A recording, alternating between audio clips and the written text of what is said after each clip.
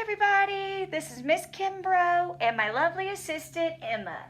We're going to show you a couple things to make practicing at home easier and a little more comfortable. First things first, getting out your instrument the right way. So you got to make sure that you first of all have the case in the right spot. You can't put your case any old way or the instrument might fall out and get damaged. So this way, Emma, should we put the case this way? No. Okay, should we put the case upside down? She says no. Okay, should we put it on a chair? Okay, can you slide the chair over? So if we put the case on the chair, it may slide off because it's not big enough. So you really need to put it flat on the floor on the bottom side, big side of the case, not the skinny side. All right, so Emma's going to show you how she gets her instrument out. First, she's going to pretend to unzip it. I just unzipped it for you. Then she opens it up.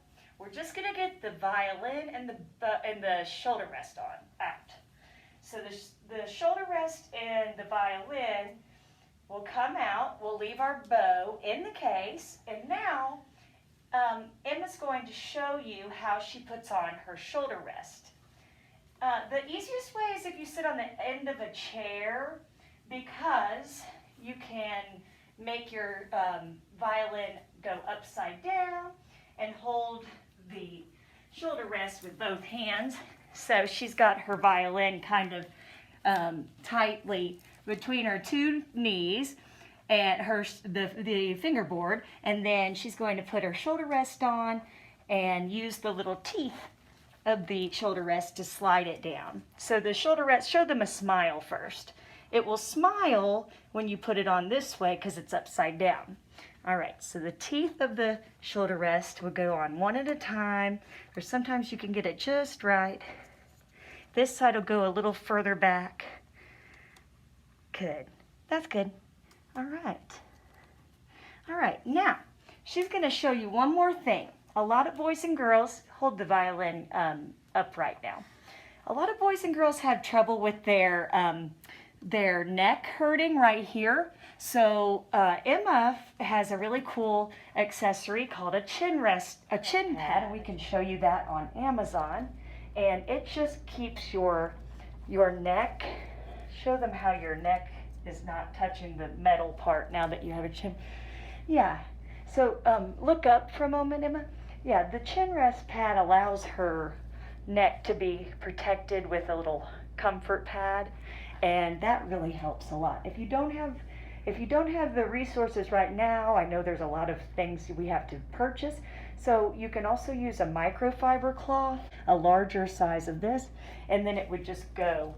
It would be a larger version, but it would go like around the chin rest. Good. Okay, we're gonna pause, and we'll see you back in just a moment for lesson number 2.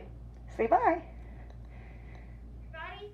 All right, we're gonna go over our posture and the positions of rest position and playing position. So, Emma is here with me to show you 2 things. Take a step over this way, Emma. And we're first going to just show you tell you what she's doing now is called rest position. So the best way to do rest position is to hold up your left arm. So don't let your arm go over the bridge, because the bridge doesn't have any glue, and that means it could just fall and collapse very easily if you put your arm over it. So instead we're going to keep our arm going over the chin rest, and then you can actually hold the fingerboard, or you can hold the upper bout. This is the upper bout of the violin, and your other hand can hold the fingerboard if you would like. And this is rest position. It's pretty relaxed position. This is what we do when we're not playing. So we usually say this, and then the kids repeat after me. Rest position. Position. Okay, and it's kind of like we're in our little orchestra army. Now we're going to show you playing position. Okay, so we've done rest position, and now we're going to show you how to get ready for playing position. So the first thing we're going to say is we hold our instrument out with a straight elbow and a straight left arm and say, stop in the name of the law. Stop in the name of the law.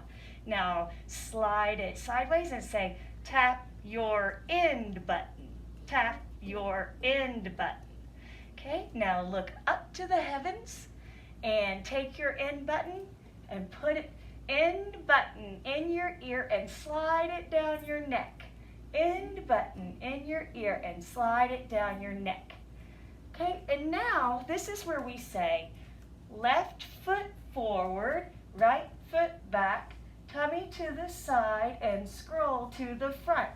Left foot forward, right foot back, tummy to the side and scroll to the front. Good. Okay, so we got our play. Now we say playing position. Playing position.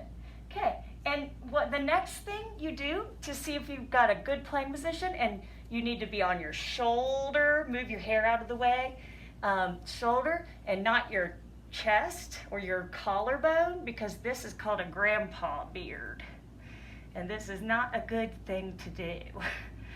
Okay, so we want to hold it on our shoulder, and then we let go when we're nice and secure. Hold it tight, and then let go when you have it nice and firm, and do this over carpet or rug, and then tap your other shoulder like Emma's already doing. Good job, me. Say, good job, me. Now go to rest position. Rest position. And go down, 2, 3, up, 2, 3. Okay, do that again. Down, 2, 3, up, 2, 3. And that is a bow. So we don't go down, up. We actually do a nice, slow, take our time with our bow because we earned it. Do it again. Down, 2, 3, up, 2, 3. And that's your bow. So rest position, getting our instruments up on our shoulder and playing position, and our feet are in the right spot, and then our bow. Okay, we'll give you just a second and the next step is coming up. Hey guys, Miss Kimbrough here again, and we're going to look at, once we get our instrument in playing position, how to actually play. So we're going to put the bow down, and we're going to go back to playing position. So remember, you have the instrument out, stop in the name of the law, and tap your end button, then end button in your ear and slide it down your neck. Okay, so now your left foot forward, right foot back, tummy to the side and scroll to the front. What you're going to do is you're going to put your thumb right on the edge of the fingerboard near the E, the skinniest string. Then you're going to wave at me. Wave, hello. And then we're going to practice plucking each of the strings with our open string song. Your thumb should be behind the fingerboard, and it should actually be closest to the G, the thickest string. And when we pluck, we use our first finger, and we can actually pluck just over the fingerboard. Do not pluck close to the bridge, and anywhere right in this area, right where the fingerboard begins, is good. So here we go. We're going to pluck each and every ant inching in the dirt underneath the ground, all the way to China. Okay, so we've done the open string song, and please rewind back and do it again if you need to review it. So the way that you can remember, some of you actually have a little reminder written in light pencil on the back of your bridge. So you might see G, D, A, and E. But another way to remember is the E is E, the highest pitched string, and it's the skinniest, the thinnest. So rub the E and say E, E, E, and you can kind of think of it as being like a little mouse, a squeaky mouse saying E, E, E, E. And then the next string that's still quite thin but a little bit thicker is the A. So E, E, E, each and every, and then ant. The ant starts with the letter A, so the ant is a little bit thicker than the E, but still thinner than the other strings. And then your third string here is the D. So D, dirt, dirt, underneath, dirt, dirt. So this is the D for dirt. It's a little bit thicker. It's the second thickest string on the violin. And then the G is the thickest, ground, ground. And you'll notice the thinnest string is the highest. And as they become thicker, they're also lower. So that has a lot to do with which one is the lowest, and the highest is all about the size of the string and how skinny it is and how thick it is. And there are some other scientific ways to think about the high pitch and low pitch. But for now, remember E, A, D, and G. Right now I want you to find the D string. We're going to look at our string basics book. It looks like this.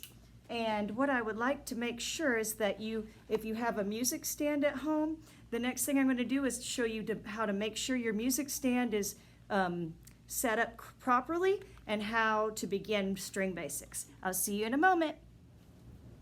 Hey everybody. All right, this is Miss Kimbra. I'm trying to make sure I'm in your view, line of vision. If you have a music stand that came all folded up, then this section in the video is really for you. I want you to use your music stand when you practice at home. Please don't put your book on a table and read it like this. If you put your book on a table, then the book is flat, and this is what ends up happening when we play with a piece of music that's flat. When you play with a piece of music that's flat, you tend to want to come down to it. And your violin should always stay on its shoulder, or viola should stay on its shoulder. And as you have your book laying flat, it's very difficult to remind yourself to keep a nice and a high posture with nice straight back and standing tall or sitting tall. Instead, you want to kind of come to the book and you want to bring your instrument to your collarbone. Okay, this is how we do the music stand. So I'm going to begin with my stand all folded up, okay?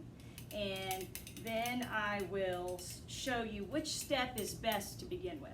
Okay, the first thing you really want to do is you want to use the bottom of the stand and you want to set the bottom up first, and that way you can prop the stand up and finish the rest of the work much more conveniently. So I'm going to loosen the knob on the bottom of the stand, and the knob for mine is right here. I'm not going to loosen it too much or the knob will come out.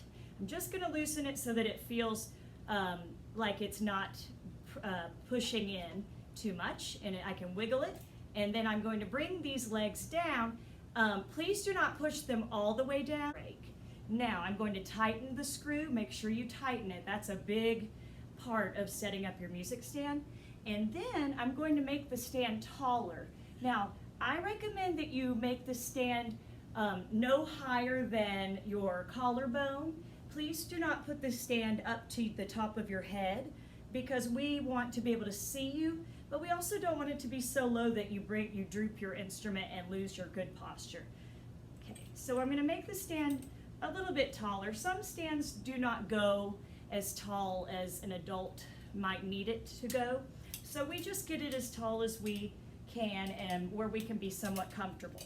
So I am loosening the screws and adjusting the position, and then I tighten once I get the each part where I want it.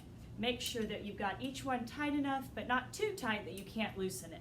Okay, now we're going to see if I can get my book to stay on. So make sure that this is tilted back a little bit, you know, just enough that you have it leaning, and it will not let your book fall over. So the cool thing about some of these stands is that they have these little page holders, and these are very handy. Some people never use them, but if you know about them, you should try and use them, and that will help your music stay in place. So I'm going to go to page 4, and you could do the same, and then I'm going to get my page holders and put them like this. Okay. All right, so now you've got your music stand set up, and the final step will be playing page 4, and we're going to use our app, our String Basics app, when we come back. See you in a second. Okay, I'm going to review page 4, number 1, and just make sure that you guys understand. Number 1 asks for 4 Ds, and then 4 rests, and then 4 Ds, and then 4 more rests. So, all right, everyone, we're going to use our String Basics book to do page 4. We're going to start with number 1. So number 1 is made up of quarter notes and quarter rests, and you'll see the letter D, and you'll see the word rest. Okay, so this is all we're focusing on. We really don't need to look at have our eyes glued to the book because everything is pretty repetitive. So number 1 is Ds and rests. 4 Ds, 4 rests, 4 Ds, 4 rests. The second song was the same thing, but it's a different string. So remember, the A string is the second thinnest, and we start with 4 A's and 4 rests, 4 A's and 4 rests. So that's number 1 and 2 on page 4.